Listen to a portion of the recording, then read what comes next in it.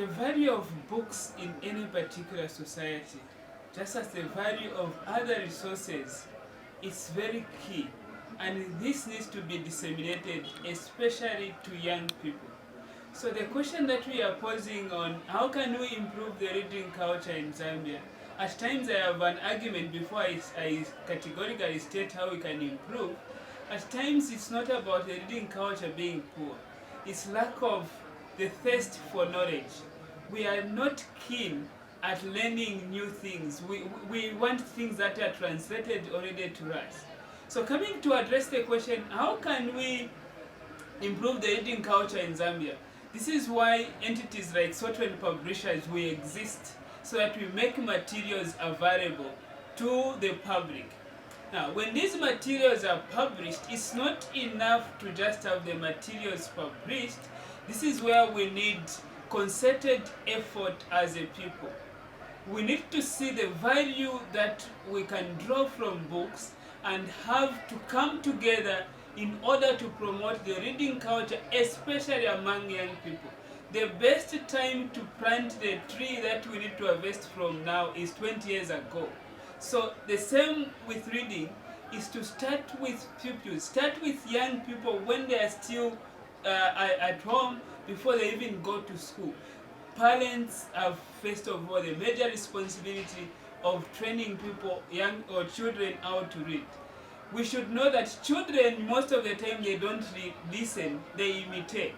So when they see adults spending time with a book, they also do similarly want to read. If parents can't read, they just have to make books available for young people to see. After playing with toys, the next thing they will touch is the next gadget around you will be a book.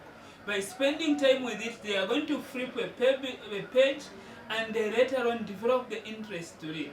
That is one side. The first important unity is a family. Secondly, the schools.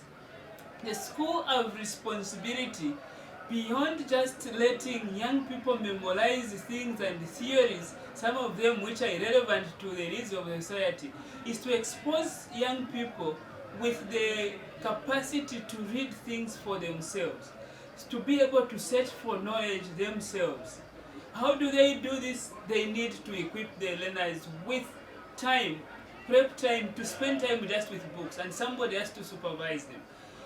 Schools need to put up deliberate measures and notices around the school systems, where, for example, if there is a school where I'll just from talking, and we are saying children who read succeed.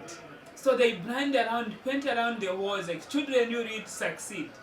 And that starts to sink in young people why they should read, that they will succeed because they are reading. Secondly, put up the phrase like today's readers, those who are reading today, they will be the readers of tomorrow. I should mention, as we continue talking about the importance of books and why we should encourage people to read, is that in one way or another, it's arguable, the crisis in managing the affairs of this nation in our communities and even in families has to do with the inability to seek for knowledge, most of which knowledge is packaged in books. We are so used to spending a lot of time casual chatting, just reading what is there on social media. People read, but it's what kind of materials are we reading? That's why at Sotrane we are encouraging indigenous African literature that will communicate to our identity, that will communicate to readership, that will communicate to addressing the challenges that we are facing in various communities. Therefore, for us as a publisher and myself as an enthusiast in literature, I would encourage that we develop a strong partnership between families, the school, the communities. Government need to come on board and increase on the level of public libraries, so that even people on the street, they can walk in there and spend time to read.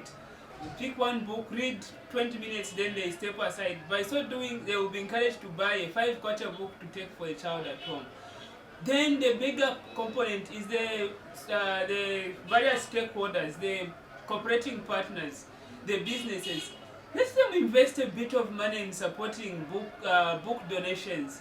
So we write books, we publish, then they come on board to make these books available, especially in times like this where COVID-19 has allowed learners not to go to school.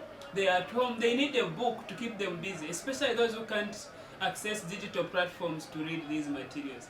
So together we can build a society that is thirst for knowledge, a society that reads, and this requires everybody's input. And by so doing, sustainable development is guaranteed.